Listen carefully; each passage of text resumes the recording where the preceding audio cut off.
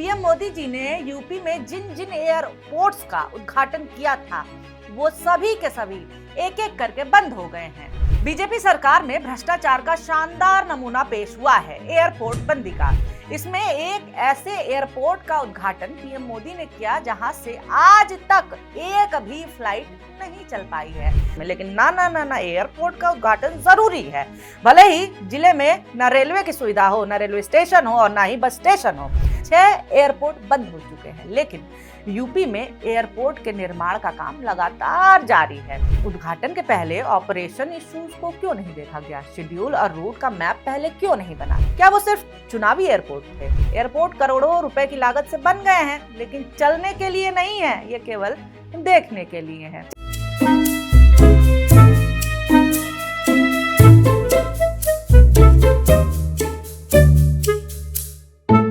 नमस्कार, मेरा नाम है निवेदिता शांडिल्य और आप देख रहे हैं पॉलिटिक्स।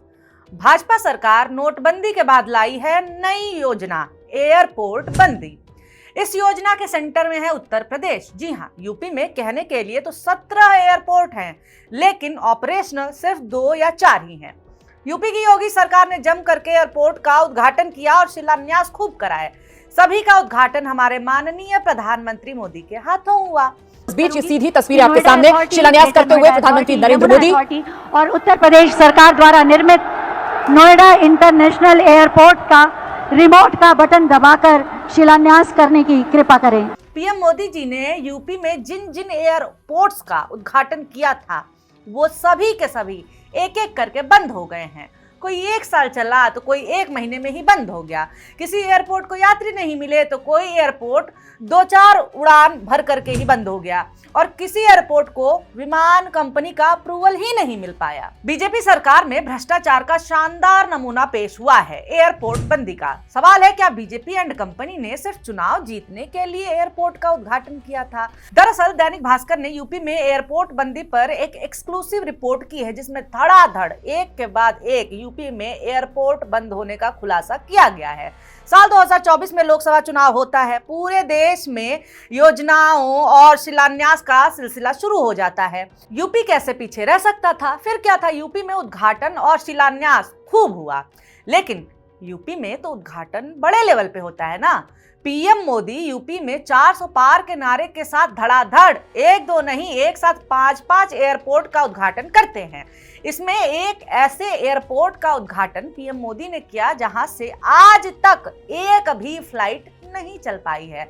यही नहीं, जहां रेलवे स्टेशन और बस अड्डा तक नहीं है, वहां पे भी पीएम जी ने एयरपोर्ट का उद्घाटन कर दिया। अब क्या कहें, मोदी है तो मुमकिन है। अरे मोदी है तो मुमकिन है।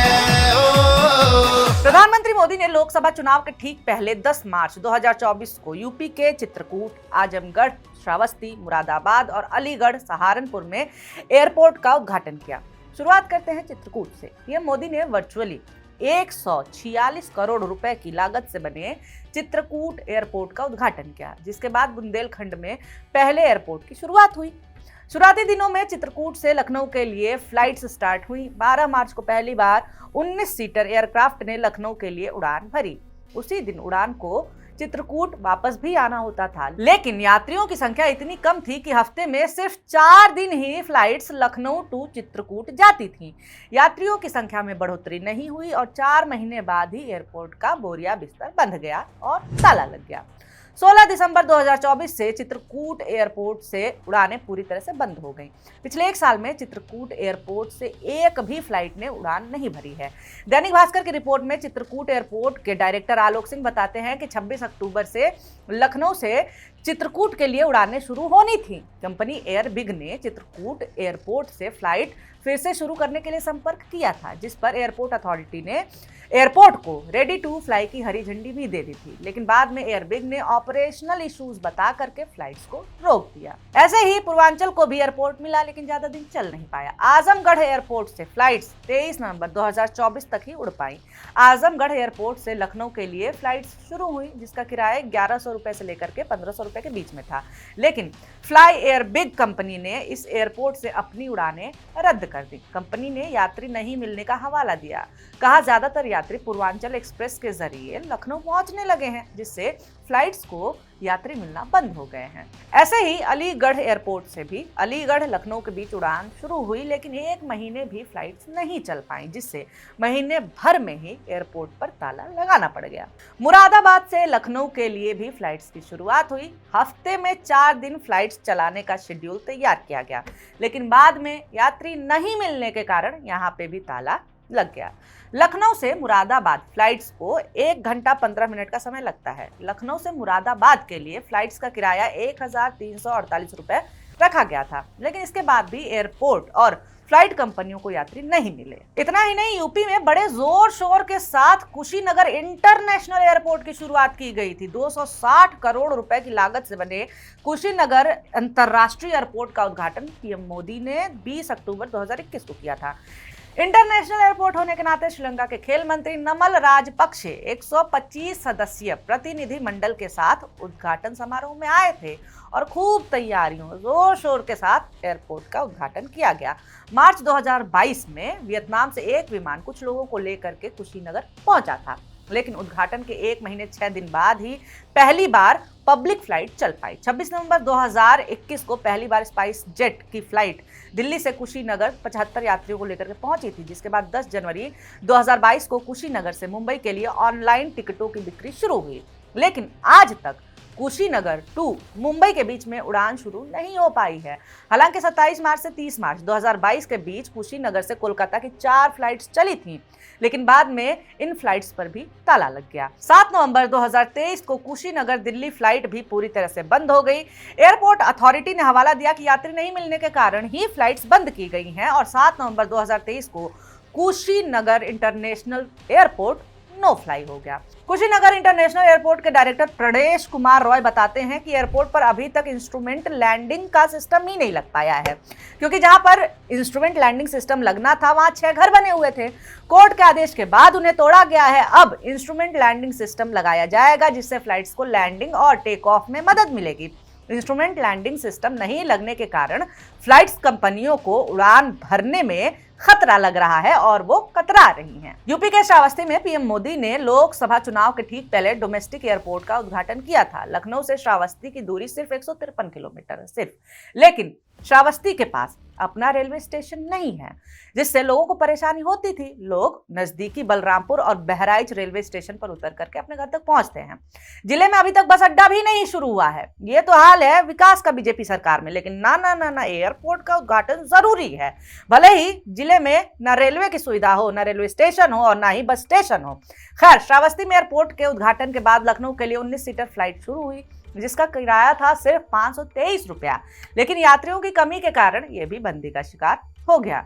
जरूरी बात यह है कि लोग सड़क मार्ग के जरिए श्रावस्ती से लखनऊ 3 घंटे में आ जाते हैं, लेकिन फ्लाइट लेने के लिए करीब 2 घंटे पहले एयरपोर्ट जाना पड़ता है और एयरपोर्ट से निकलने में भी समय लगता है, जिससे यात्री फ्लाइट्स लेने से परहेज करते थे और अंततः ये एयरपोर्ट भी बंद हो गया। सेम यही हाल सहारनपुर का भी हुआ। पीएम मोदी ने 20 अक्टूबर 2024 को 55 करोड़ की लागत से बने सहारनपुर एयरपोर्ट का वर्चुअली उद्घाटन किया था, लेकिन एयरपोर्ट का दुर्भाग्य या कहें कि सरकार की नाकामी है कि आज तक एक भी फ्लाइट सहारनपुर एयरपोर्ट से उड़ान नहीं भर सकी है। यहाँ के लोग कहते हैं कि सहारनपुर से फ्लाइट से सफर करने का सपना शायद ही कभी पूरा हो पाए। 6 एयरपोर्ट बंद हो चुके हैं, लेकिन यूपी में एयरपोर्ट के निर्माण का काम लगातार जारी है। उत्तर प्रदेश में 5 और जिलों में एयरपोर्ट प्रस्तावित है, जिसमें मेरठ, ललितपुर, सोनभद्र, लखीमपुर खीरी और नोएडा का एयरपोर्ट भी शामिल है। पीएम मोदी ने 26 नवंबर 2021 को नोएडा के जेवर एयरपोर्ट का शिलान्यास किया था। मीडिया रिपोर्ट में इस एयरपोर्ट के एशिया का सबसे बड़ा एयरपोर्ट होने का दावा भी किया गया है। 29,650 करोड़ रुपए की लागत के साथ 6,500 हेक्टेयर में जेवर एयरपोर्ट का कंस्ट्रक्शन होगा। इस एयरपोर्ट पर एक साथ 178 विमान खड़े हो सकते हैं। यहाँ पे कुल 6 रनवे बनाए जाएंगे। अभी एयरपोर्ट का निर्माण सिर्फ 1,334 हेक्टेयर जमीन पर ही किया गया है। जेवर एयरपोर्ट का कंस्ट्रक्शन 4 फेज में पूरा किया जाएगा। मीडिया रिपोर्ट के मुताबिक पहले चरण का काम पूरा हो गया है और 30 अक्टूबर 2025 को जेवर एयरपोर्ट का उद्घाटन भी होगा।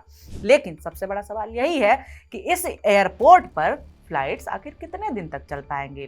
5 एयरपोर्ट पर ताला लगने की बात पर लखनऊ एयरपोर्ट के एक अधिकारी बताते हैं कि जहां भी एयरपोर्ट बंद हुए हैं वहां पे सिर्फ एक ही रूट पर फ्लाइट चलती थी और सभी जगहों की फ्लाइट सिर्फ लखनऊ ही आ रही थी, जिसके कारण यात्रियों की संख्या में कमी आना स्वाभाविक भी था।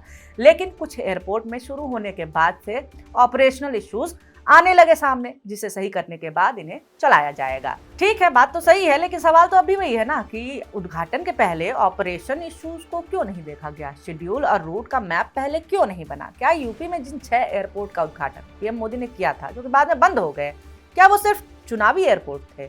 अगर चुनावी नहीं थे तो फिर ठीक ढंग से संचालन क्यों नहीं किया गया? सवाल तो तमाम है, लेकिन सुनने वाला कोई नहीं है। एयरपोर्ट करोड़ों रुपए की लागत से बन गए हैं, लेकिन चलने के लिए नहीं है, ये केवल देखने के लिए है। चलिए, आपने भी ये वीडियो देख लिया है, अंत तक देखा है तो लाइक कर दीजिए पसंद आया हो तो, और क्या कहेंगे आप इस पूरे मामले पर? ये एयरपोर्ट चुनावी है या नहीं, ये भी कमेंट करके बताइएगा। और ऐसे वीडियोस आपके सामने आते रहे, इसके लिए हमारे चैनल मॉलिटिक्स को सब्सक्राइब करना ना भूलें। वीडियो देखने के लिए बहुत शुक्रिया, बहुत धन्यवाद।